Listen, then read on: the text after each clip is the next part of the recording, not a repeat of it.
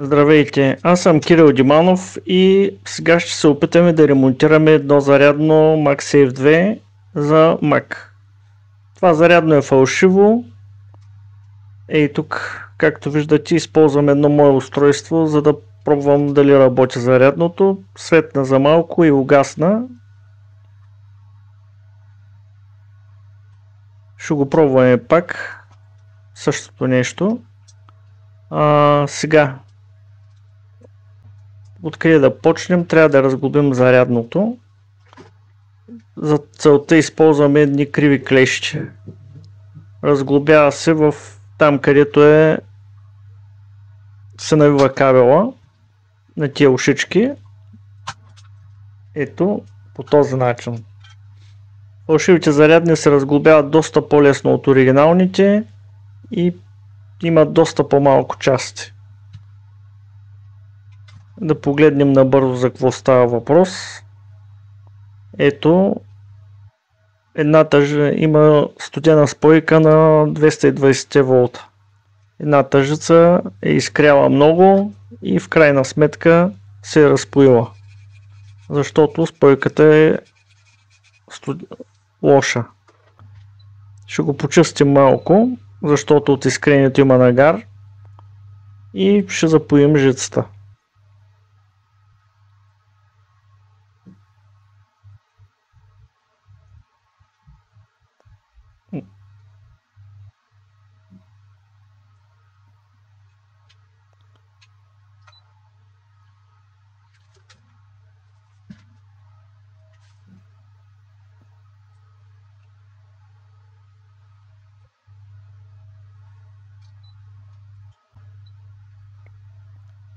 Сега ще каледисаме самата жица наново, че е много нагоряла и ще я запоим и ще пробваме зарядното да видим дали всичко е наред.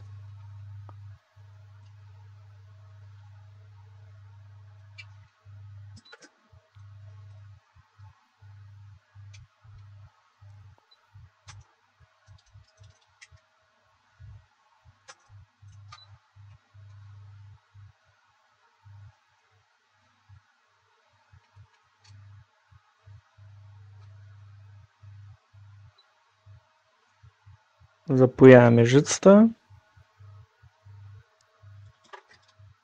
и сега ще го пробваме дали работи.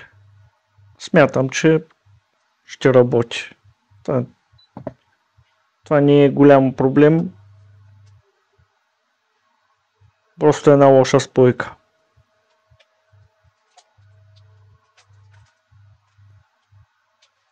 Ето тук пак сега ще го пробваме с устройството, за което ви казах. Да, светна. Значи зарядното работи. Това устройство го използвам по принцип, когато ремонтирам такива зарядни. Доста полезно е, защото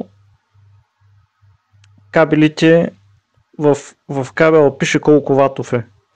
И когато вземете 80 ватов кабел и го сложите на 40 ватово зарядно, обикновено зарядното работи 10 на минути и спира да работи.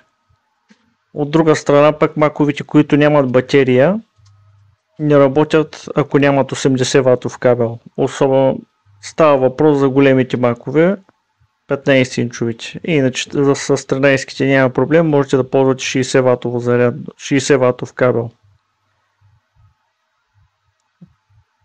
Зарядното мисля, че е окей. Остава да го залепим и сме готови.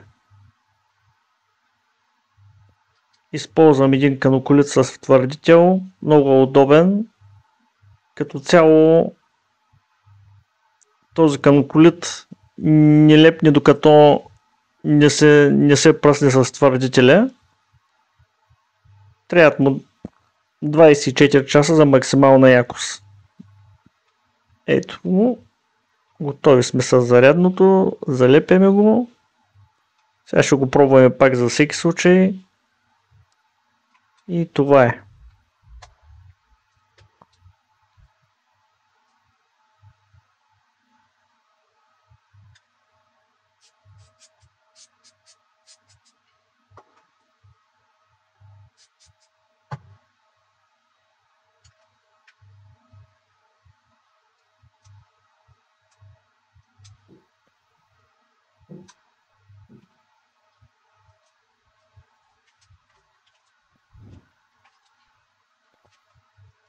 Благодаря за вниманието. Гледайте и другите ми видеа. Ще ремонтираме още доста интересни неща.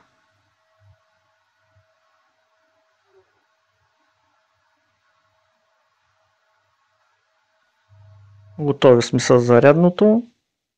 Време е да го дадем на собственика му.